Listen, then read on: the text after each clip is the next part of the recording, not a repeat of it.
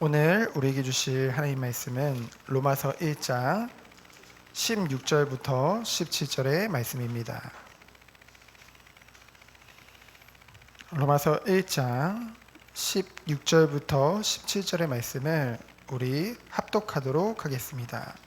내가 복음을 부끄러워하지 아니하노니 이 복음은 모든 믿는 자에게 구원을 주시는 하나님의 능력이 됨이라. 먼저는 유대인에게요 그리고 헬라인에게로다. 복음에는 하나님의 의가 나타나서 믿음으로 믿음에 이르게 하나니 기록된 바 오직 의인은 믿음으로 말미암아 살리라 함과 같으니라. 아멘. 벌써 우리가 수요 예배, 철야 예배를 통해서 신약 성경의 절반 이상을 차지하는 바울 서신을 거의 다 끝냈습니다. 이제 딱 한 권 남았는데요. 원래 로마서는 바울 서신 중에 성경 66권 중에서 위치상으로 보면은 가장 앞쪽이거든요.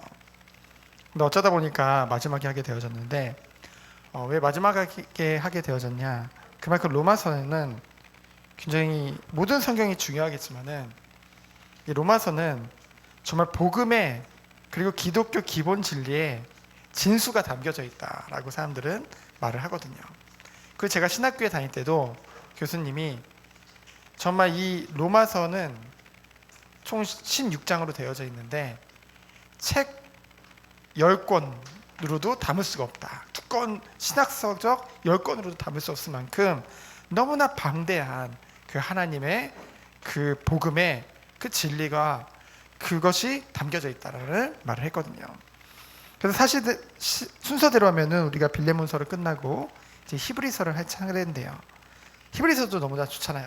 근데 제가 계속 기도했는데 히브리서를 나갈까 아니면은 로마서를 할까 계속 기도했는데 하나님이 이제 히브리서는 영적 세계에 대해서 이제 많이 담고 있거든요. 정말로 세상이 감당치 못할 그 은혜 속에 들어가는 비밀. 그 이전에 먼저 우리가 기초라고도 할 수 있지만 모든 것들은 이 복음을 다시 한번 우리가 말씀을 통해 정리하고 그 말씀 속에 들어가는 것이 너무나 좋겠다. 우리 교회 시간표에. 그래서 이제 로마서를 인도받게 되어졌습니다. 로마서는 로마시에 있는 교회, 그 로마 교회 성도에게 보내는 편지죠. 바울의 편지입니다. 근데 이 로마시에 세워진 이 교회는 직접 사도나 그런 전도자가 가서 세운 교회가 아니에요. 그 오순절날 성령 감림 때 그 예루살렘에 왔던 이제 로마에 거주하던 그 유대인 디아스포라들이 그곳에서 정말 복음을 받고 다시 로마로 돌아가서 그들을 통해서 세워진 교회가 바로 이 로마 교회입니다. 근데 이 로마 교회를 보면은 오늘 우리가 읽지는 않았지만은 이거 몇 절을 보면 나오느냐? 8절에 보니까 너희 믿음이 온 세상에 전파됨으로 내가 감사하다 이런 고백을 하게 되어집니다. 누가요? 바울이요. 그만큼 온 세상에 그들의 이 로마 교회 성도들의 그 믿음이 다 알려질 만큼 그들이 영적으로 성숙되어졌다는 거죠. 바울이 그곳에 계속 가기를 원했어요. 근데 사단이 막기도 하고요. 여러 가지 그 바울을 통해서 세워진 그 교회마다 문제들이 계속 생김으로 인해서 이 로마 교회에 가고 싶어도 갈 수가 없었거든요. 그래서 그들을 칭찬하고 정말 그들이 가장 중요한 이 복음의 이 진리에 대해서 정리해서 그들에게 전달한 것이 바로 이 로마서입니다. 그래서 우리가 이 로마서 총 16장을 통해서 정말로 하나님이 우리에게 주신 은혜로 주신 이 복음 속에 더욱더 깊이 들어가고 이 복음의 이 영원한 이 축복을 내 것으로 누리는 그런 시간 되어지기를 예수 그리스도로 축원드립니다. 그래서 2달의 시간 동안 뭐 2달이면 나가거든요. 우리가 보통 일주일에 한 달에 8장씩 나가기 때문에 그래서 복음이 더욱더 정리되어졌으면 좋겠습니다. 첫 번째로 복음의 내용에 대해서 나오고 있죠. 이제 바울이 증거하기를 1절에 보니까 내가 사도로 부르심을 받았고 하나님의 복음을 위하여 택정함을 입었다고 했습니다. 택정이란 말은 하나님이 엄격하게 구분했다는 뜻이거든요.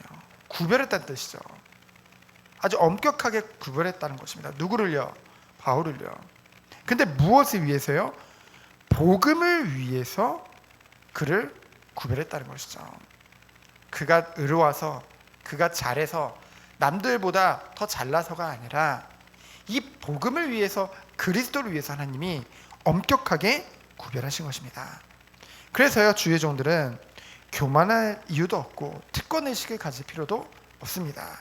오직 복음을 위해서 하나님이 엄격하게 구별했다는 것은 은혜이기도 하고요, 그만큼의 책임감도 있는 거거든요.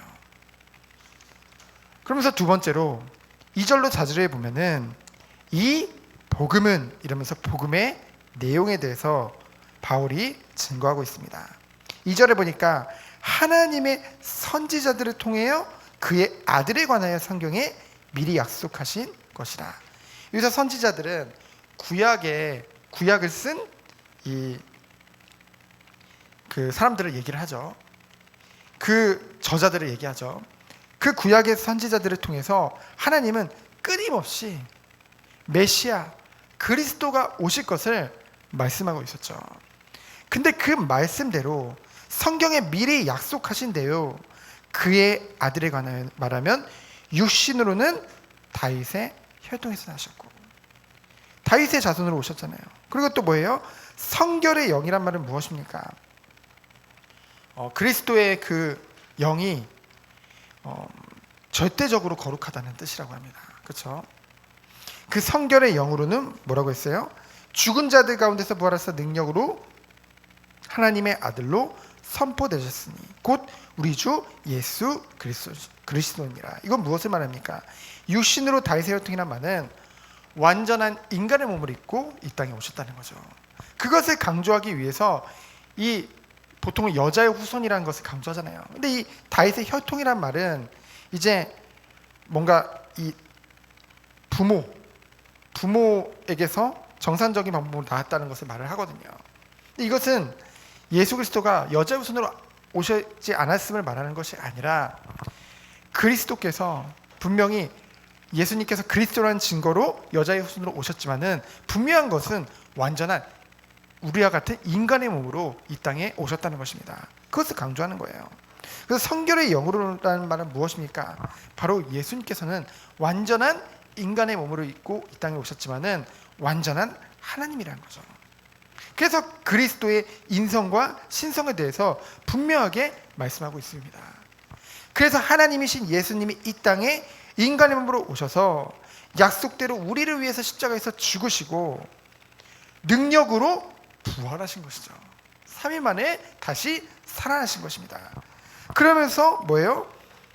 그의 아들로서 선포되셨으니 곧 우리 주 예수 그리스도니라.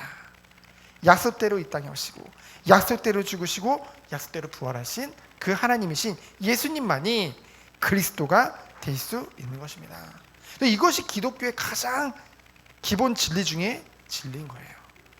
예수님은 완전한 인간의 몸으로 오셨지만 완전한 하나님이면서 약속대로 구약에 약속되고 예언된 그 모든 것들을 십자가에서 다 이루신 분, 우리는 그것의 증인인 것입니다. 그래서 5절로 7절에 보니까 성도는 어떠한 존재라고 했나요? 성도는 6절에 보니까 예수 그리스도의 것으로 부르심을 받은 자라고 했어요. 여러분 누구 거냐? 예수 그리스도의 것입니다. 성도는 예수 그리스도의 거예요. 우리 자녀도 누구 거냐? 예수 그리스도의 것입니다. 그래서 그리스도 안에서 우리가 은혜를 받았고요. 그리고 직분도 받게 되어진 것이죠. 무엇을 위해서요? 그의 이름, 곧 예수 그리스도의 이름을 온 이방에 전하기 위해서. 그것을 위해서 하나님이 우리에게 은혜의 선물로 구원도 주시고 우리에게 직분도 허락하신 것입니다. 그러면서 뭡니까? 예수 그리스도의 것으로 부름받은 자, 곧 하나님의 사랑과 부르심을 받은 자가 바로 성도라는 것이죠. 그래서 우리가 이 축복 안에 있는 것입니다. 그러면서 두 번째로, 그렇기 때문에 우리에게는 감사할 이유가 있는 것이죠. 우리가 누구보다 감사하고 누구보다 기뻐할 이유가 여기 있는 것입니다. 오늘 8절로 9절에 보니까 그 바울이 감사하고 쉬지 않고 기도한다고 했어요. 그래서 뭐라고 했냐, 교회가 나눌 축복에 대해서 말하고 있는데요, 신령한 은사를 너희들에게 나눠준다고 하니까 꼭 바울이 은사를 주시는 건 성령 하나님인데 꼭 바울이 나눠주는 것 같잖아요. 이것은 그 나눠준다는 의미가 아니라 나눈다는 의미입니다. 하나님이 내게 주신 은혜와 그 은사들을 너희 성도들과 나누길 원한다는 거죠. 그로 인해서 무슨 축복을 누려요? 피차 안위함을 얻으려고 한다고 했죠. 믿음 안에서 깊은 교제 속에서 뭐예요? 서로 힘을 주고 서로 위로함을 얻게 하고 서로 확신을 갖게 해주는 것. 그것은요, 교역자를 통해서 성도만 받는 것이 아니라 성도를 통해서 바울이 고백했듯이 목회자 또한 그 축복을 누리는 것입니다. 그 은혜 안에서 있는 것, 그것이 바로 참된 교회의 축복이죠. 그래서 우리들은 어떤 존재입니까? 모든 사람들을 위해서 하나님 앞에 빚진 자들입니다. 이미 우린 빚진 자예요. 빚진 자란 말은 뭐예요? 하나님께 우리가 모든 것을 다 받았다는 것이죠. 그래서 그것을 우리를 통해 하나님께서는 온 세상에 나눠주기를 원하시거든요. 그래서 우리들은 하나님의 은혜에 빚진 자입니다. 하나님의 능력으로 우리가 구원받은 거예요. 그리고 뭡니까? 16절 17절 너무나 중요하잖아요. 내가 복음을 부끄러워하지 아니하노니. 그 이유가 무엇입니까? 이 복음은 모든 믿는 자에게 구원 주시는 하나님의 능력이 됨이라. 여러분, 요즘은 교회 다니는 것을 막 숨겨요, 현장에서. 그렇죠? 왜냐하면 워낙 너무나도 이제 교회 혐오 시대가 됐잖아요. 신기한 건 선진국일수록 그것이 더 심합니다. 그렇죠? 근데요, 우리는 복음을 부끄러워하지 않죠. 왜 그렇습니까?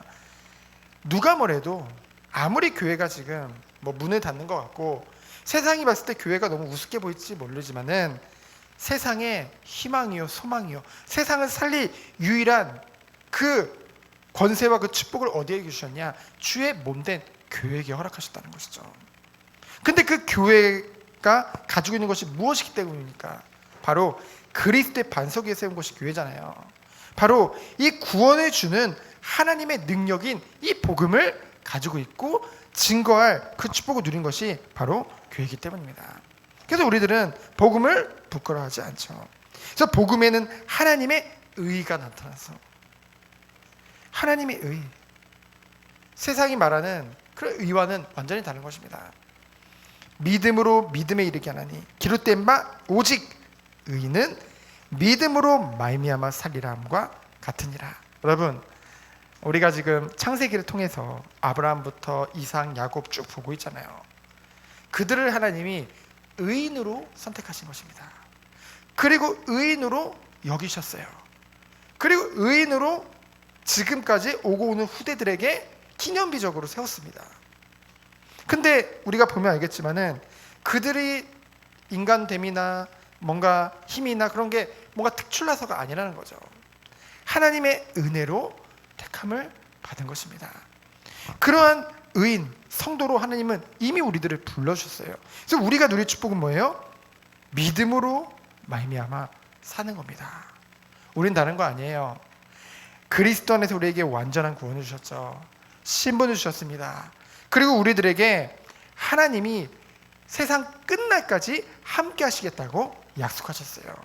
그 우리를 통해서 선한 일을 위하여 지음받은 자라고 했어요, 여러분들이. 그렇죠?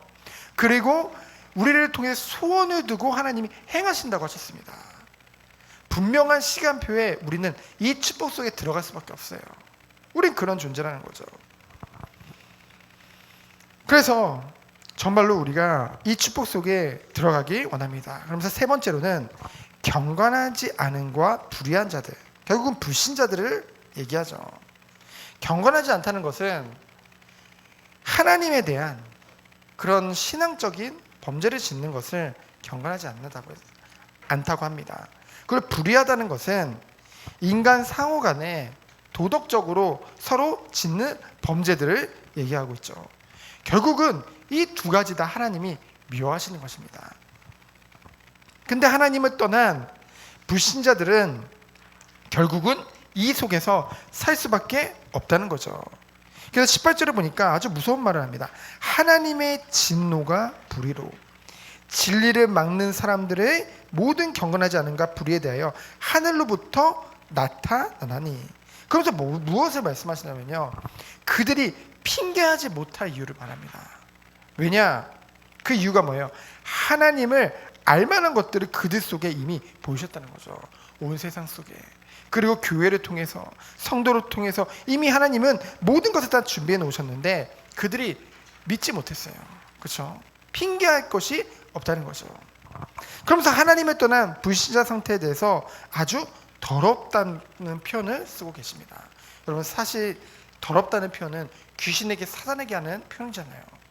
근데 인간에게 그 말을 쓴다는 것은 인간들이 그 영이 완전히 사단에게 붙잡혀서 종노릇하는 그 모습들이 하나님이 보실 때 완전히 더럽다는 거죠. 그래서 그 상태를 여러 가지로 나옵니다. 그들이 하나님이 아닌 다른 것을 섬기죠. 우상을 섬길 수밖에 없습니다. 그러면서 감사하지도 않고 그들의 생각이 허망해서 미워하는 것에 마음이 어두워졌고요. 스스로 지혜 있다 하나 어리석게 되어 썩어지지 아니하는 하나님의 영광을 썩어질 사람과 새와 짐승과 기어다니는 모든 모양의 우상들과 바꿨다고 했습니다. 그래서 뭐라고 합니까? 하나님께서 그들을 마음의 정욕대로 더러움에 내버려 두사 유기한다는 거죠. 그들의 몸을 서로 욕되게 하게 하셨으니. 우리는 영지주의가 아니잖아요. 그렇죠? 정말 그리스도 안에서 영이 새롭게 되면 우리의 삶 또한 새롭게 될 수밖에 없는 것입니다. 거룩해질 수밖에 없는 것이죠.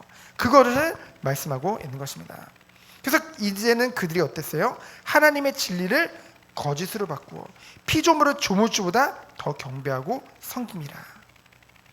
이 때문에 하나님께서 그들을 부끄러운 욕심에 내버려둬서, 그래서 여기서 보니까 뭐예요? 순리대로 쓸 것을 바꾸어 영리대로 쓰는 그런 동성애를 하게 되어지고요.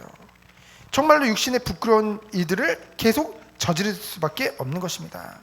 그래서 그들의 영적 상태가 28절에 보니까 뭐라고 했어요?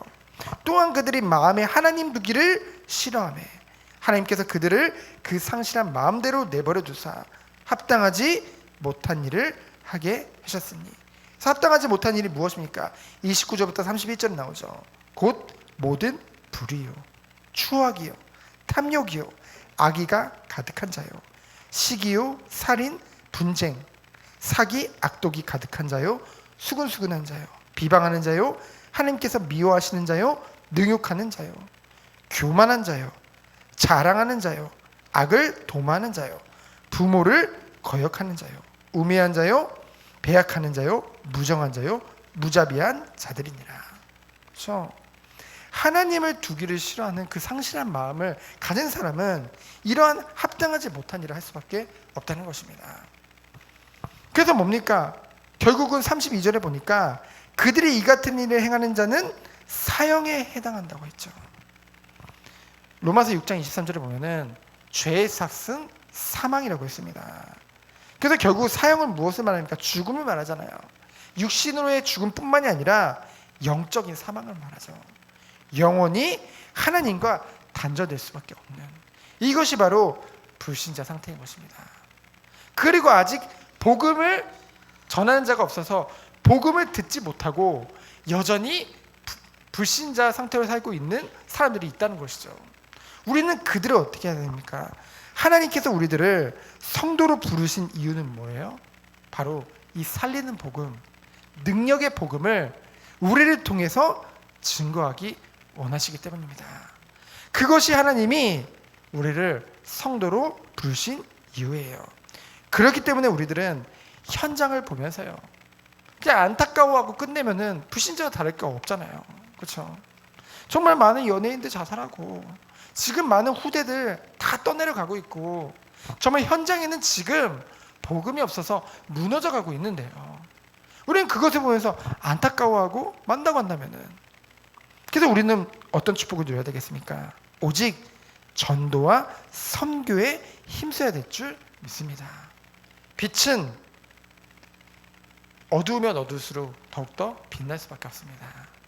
이 현장이, 앞으로의 현장이 주님 오실 그 현장, 주님 오실 말세가 되면은, 종말의 때가 되면은 온갖 악한 일과 더러운 일과 온갖 그런 고난의 때와 온갖 그런 일들이 다 일어난다고 하잖아요. 그럴 때일수록 우리 안에 그리스도가 계시기 때문에, 우리 안에 생명의 복음이 있기 때문에, 우리 안에, 그리고 우리 후대 안에 이 살리는 복음이 있기 때문에 더욱더 하나님께서 우리들을 현장 가운데 빛나게 하실 줄 믿습니다. 왜요? 이 빛을 선전하는 자로 우리 한 사람 한 사람을 부르셨기 때문에 우리 연약함과 상관없습니다. 하나님이 의인으로 부르신 거예요. 그 증거, 믿음을 우리에게 선물로 주신 것입니다. 그래서 우리가 정말로 이 축복을 누리며 하나님이 원하시는 것에 심부름하며 정말 살리는 자의 축복을 누리는 우리 모든 정교회 성도님 되어지기를 예수 그리스도 이름으로 축원드립니다. 시간 기도합니다. 하나님 감사합니다. 오직 의인은 믿음으로 말미암아 살리라 함과 같다고 했습니다. 주님, 한 주간도 이 말씀 붙잡고 매일매일 믿음 가운데 승리하는 우리 모든 성도님 되도록 주께서 축복하여 주옵소서. 살아계신 예수 그리스도 이름으로 기도합니다. 아멘.